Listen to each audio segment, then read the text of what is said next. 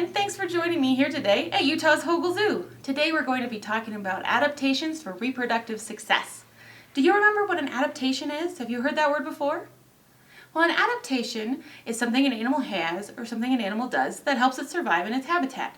So it could be a behavior, like a beaver builds dams, or it could be a body part, like the beaver has a flat tail that helps it swim.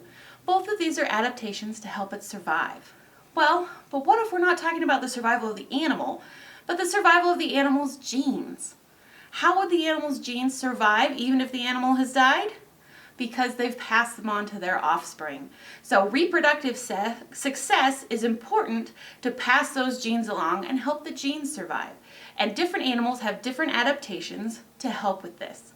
Today we're going to be talking about a few different kinds, either that help them to win a mate through attracting one, or win a mate through overpowering rivals, perhaps caring for a young as a group, or just having so many babies that surely some of them will survive.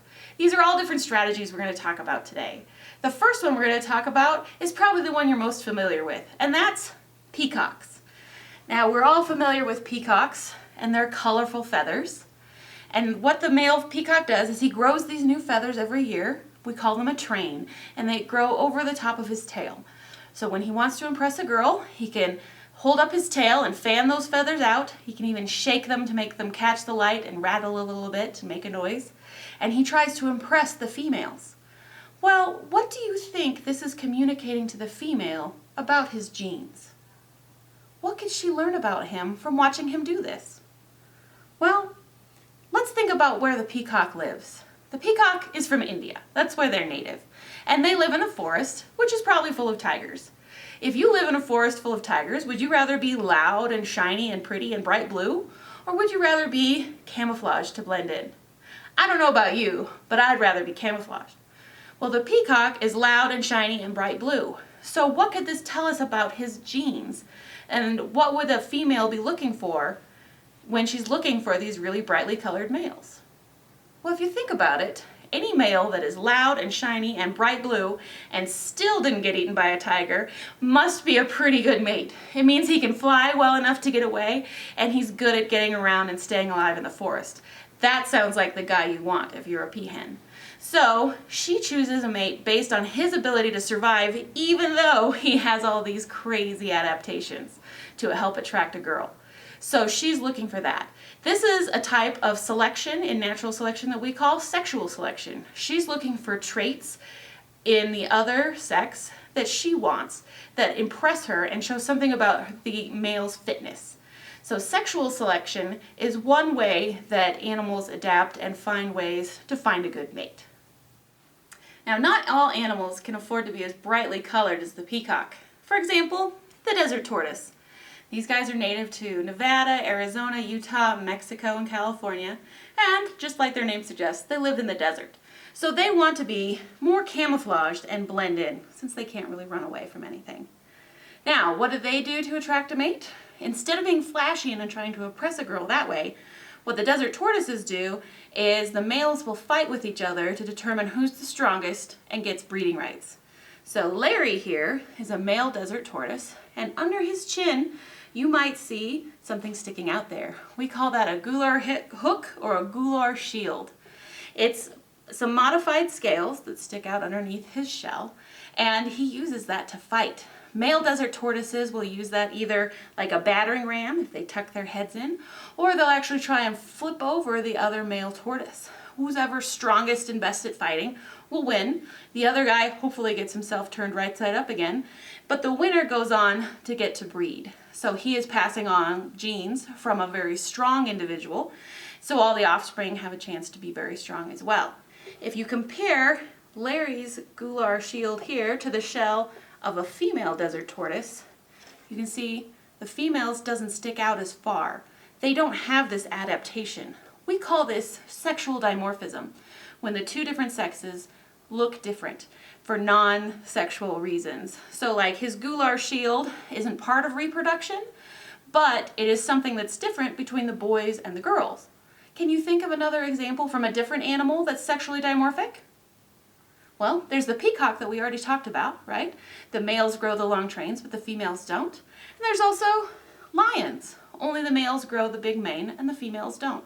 These are all types of sexual dimorphism where the animal, usually the male, has some sort of flashy appearance or extra structures like antlers or something that he uses to overpower other males, look cool, or just something that helps him to win a mate. That's sexual dimorphism. Okay, so it's not just enough to attract a mate. You also have to make sure those babies grow up to adulthood and have babies of their own, right? Because you want those genes to keep going.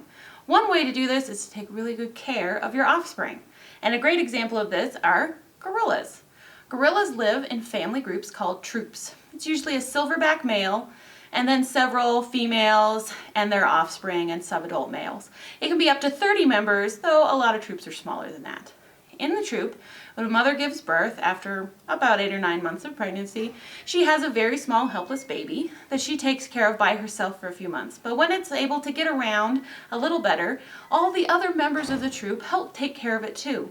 Because mom has to spend a lot of her day eating a lot of food. And so the fact that she has other adults and subadults that can help babysit for her, make sure that baby stays out of trouble and do things like that, means that she has more time to take care of herself and will be better able to take care of more babies in the future. So the whole troop acting together can help ensure that everybody's genes get passed on. That's one great strategy for reproductive success. Now, not all animals invest a lot of time and energy into one baby to make sure it grows up. Instead, they invest a lot of time and energy into having lots of babies to make sure some of them grow up. And one example of this is the Madagascar hissing cockroach.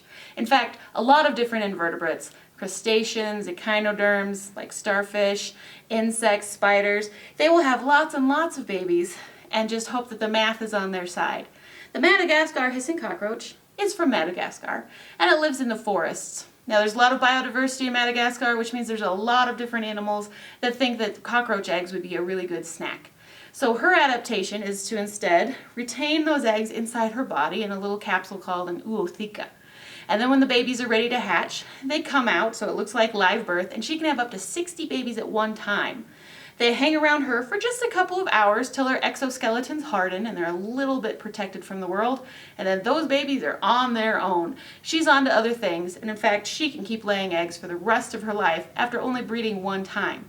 So she can put a lot of her energy into making more babies instead of taking care of the ones that she already has. And those babies go off and do their own thing. They have all the instincts they need to survive. It's just a matter of dodging from everybody who wants to eat them. So that's our fourth type of reproductive strategy, to have as many babies as you can and hope some of them grow up to be adults and have babies of their own. So all the things that we've talked about today are all different strategies and adaptations for reproductive success. So as you go through life looking at different animals, watching videos on TV, or doing your homework, think about these different types of adaptations and how different animals have different strategies to make sure that their genes are passed on to the next generation. Thanks so much for joining me here today at Utah's Hogle Zoo. Have a great day, and we hope to see you soon.